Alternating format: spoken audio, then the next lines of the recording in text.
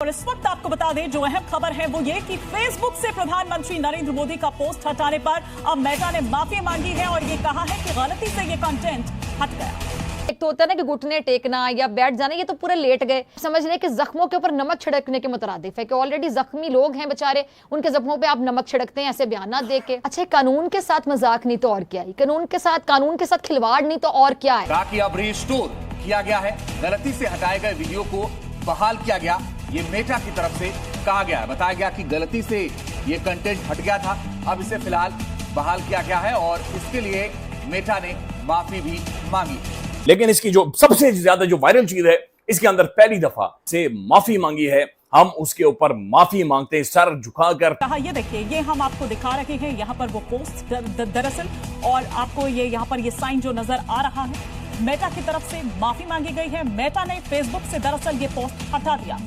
ये कोई बॉलीवुड मूवी नहीं है। इंडिया मशहूर है कि वो सिर्फ बॉलीवुड मूवीज में इस तरह की चीजें दिखाता है, लेकिन हैरत की बात है बहुत सारे पाकिस्तानी क्या कहेंगे ये कैसी बॉलीवुड मूवी चल रही है। हुआ क्या था, अचानक वीडियो हटा क्यों, क्या बताया गया अभी तक? पीयूष जी सुरभि, देखिए इस मामले में मेटा की ओर से जो स्टेटमेंट जारी किया गया है उसमें साफ तौर पर ये कहा गया है कि प्रधानमंत्री नरेंद्र मोदी का जो वीडियो पोस्ट किया गया था फेसबुक में, वो तकनीकी गलती के चलते या खामी के चलते वो हट गया था और अब उसे रिस्टोर कर दिया गया है। मेटा ने साफ तौर पर अपने स्टेटमेंट में अपनी गलती मानी है और जो उन्हें इस बाबत सम्मन जारी किया गया था आईटी मिनिस्ट्री की तरफ से, उसका जवाब भी उन्होंने जाहिर सी बात है कि मिनिस्ट्री को भेज दिया है। और अब जो प्रधानमंत्री नरेंद्र मोदी का फेसबुक में वीडियो था उसे बहाल कर दिया गया है, रिस्टोर कर दिया गया है और मेटा की तरफ से अपने स्टेटमेंट में ये बात भी स्पष्ट कर दी गई है।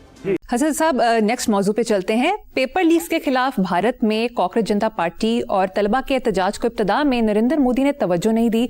अब उन्होंने खामोशी तोड़ते हुए फास्ट ट्रैक कोर्ट्स बनाने का ऐलान किया है। बीजेपी ने कांग्रेस जनता पार्टी के आगे घुटने टेक दिए हैं। नहीं, बिल्कुल नहीं है, गलत है।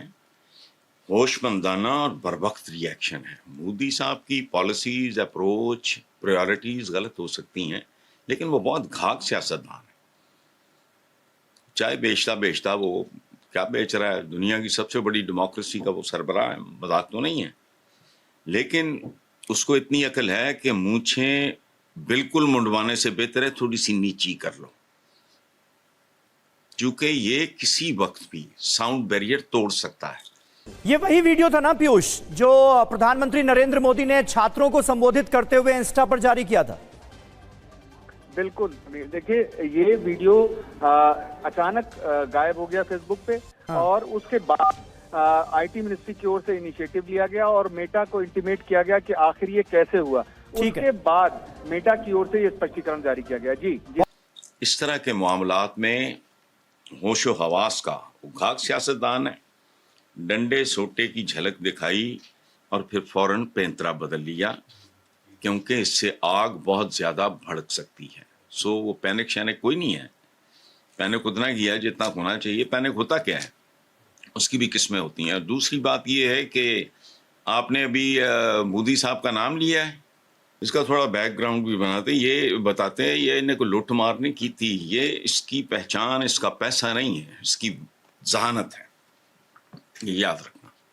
अमीर तरीन कई आए कई गए।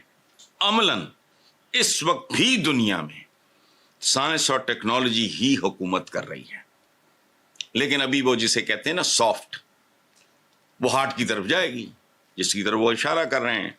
ज़ल्मे खलीलजाद जो कि अमेरिका के special representative to the United Nation और अमेरिका के सफ़ीर रहे हैं अफगानिस्तान और इराक के अंदर, उन्होंने एक वीडियो शेयर की कि जनाब DW ने एक पाकिस्तान के न्यूक्लियर प्रोग्राम पे एक वीडियो बनाई है।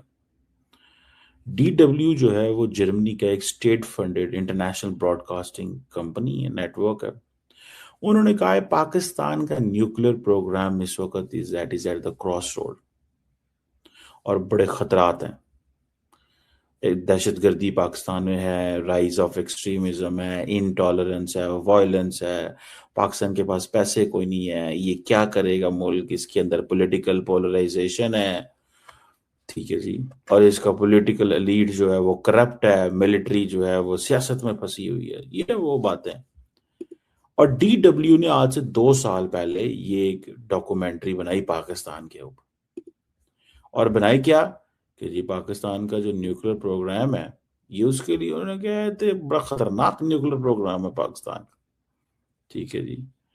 और बातें चल पड़ी जी कि पाकिस्तान, अब आपको पता डाटा आता रहता है पाकिस्तान के पास कितने न्यूक्लियर वेपन है, इंडिया के पास कितने हैं, ये डिफरेंट जगहों से चीजें जो है वो आ जाती हैं कि ये बहुत बड़ी वो चीज नहीं है। बहरहाल जो मैंने इस सारी स्टडी को देखा, मुझे ये लगता है कि ये हर कुछ अरसे बाद एक कैंपेन चलती है पाकिस्तान के न्यूक्लियर प्रोग्राम के बारे में। हमेशा ये पहले हम सुनते थे जब डोनाल्ड ट्रंप साहब पावर में आए थे, तो उस वक्त एक इंडिया अफगानिस्तान के डेप्टी नेशनल सिक्योरिटी एडवाइजर थे, उन्होंने न्यूयॉर्क टाइम में आर्टिकल लिख दिया कि पाकिस्तान के न्यूक्लियर प्रोग्राम बड़ा खतरे में है। अच्छा, वो I could imagine that was a paid article. उसकी वजह क्या होती है? तो मैं तब मीडिया में इतना नहीं आता था, 2017 में 17 में मैंने आना शुरू किया, तो वो यही था कि पाकिस्तान का न्यूक्लियर प्रोग्राम। अब मैं थोड़ी सी इस पे बताना चाहता हूँ कि है क्या ये, बेसिकली ज्यादती क्या करते हैं। ये सब वेस्टर्न दुनिया समझती है कि पाकिस्तान है, जो मर्जी हम लेबल कर देंगे हो जाएंगे। No things have changed, no countries exist. नमस्कार दोस्तों, जय हिंद। दोस्तों, आज मेटा ने पीएम मोदी की एक वीडियो जो छात्रों से अपील की थी उसे डिलीट कर दिया, और जब भारत ने उससे सवाल पूछा तो उसके बाद लेटर जारी करके माफ़ी मांगने लगा और कहने लगा कि ये हमारे एक ग्लिच के वजह से ऐसा हो गया है। और माफ़ी मांगने के बाद फिर उस वीडियो को उन्होंने जारी कर दिया, और ये देखने के बाद दोस्तों पाकिस्तानी मीडिया चीख रही है और कई तरह की बातें पीएम मोदी पर कर रही हैं। जिस तरह से उनका कहना है कि पीएम मोदी के डर के वजह से ही इतनी जल्दी इनकी वीडियो दे दी गई है, वरना 1 से 2 हफ्ते लग जाते हैं। लेकिन दोस्तों, इनको ये नहीं पता कि इतने बड़े देश में अगर उनकी ये खामियां दूर नहीं की गई तो इनकी मेटा डूब सकती है, और उसके लिए पीएम मोदी का एक आवाज़ ही काफ़ी है। दोस्तों, वीडियो पसंद, वीडियो को लाइक करें, शेयर करें और चैनल को सब्सक्राइब करें। अब उस डॉक्यूमेंट्री को कहा जाता है जी पाकिस्तान के अंदर रेडिकल क्लैरिक हैं, वहाँ पे जिसे वो कहते हैं ना इंस्टेबिलिटी एंड ऑल दैट जो हम बात कर रहे हैं, ठीक है। लोगों को पाकिस्तान में बड़ा गुस्सा करता है, ठीक है जी। मुझे ये लगता है कि दे नेवर अंडरस्टूड कि पाकिस्तान के पास है क्या। पाकिस्तान की न्यूक्लियर डॉक्ट्रिन के बारे में नहीं पता, नेशनल कमांड अथॉरिटी के बारे नहीं पता, पाकिस्तान की स्ट्रेटेजिक प्लान डिवीजन के नहीं पता, पाकिस्तान के कोई ऑफिशियल डॉक्टरल डॉक्यूमेंट कोई नहीं है, ठीक है जी। या देखिए, पाकिस्तान की जो डेमोक्रेटिक गवर्नेंस है, ये सिविल मिलिट्री इम्बैलेंस है, ये इंटरनल सिक्योरिटी चैलेंजेस हैं, ये न्यूक्लियर कमांड एंड कंट्रोल है, मुझे ऐसा लगता है कि थिंग्स आर देयर, चीजें वहां पे मौजूद हैं।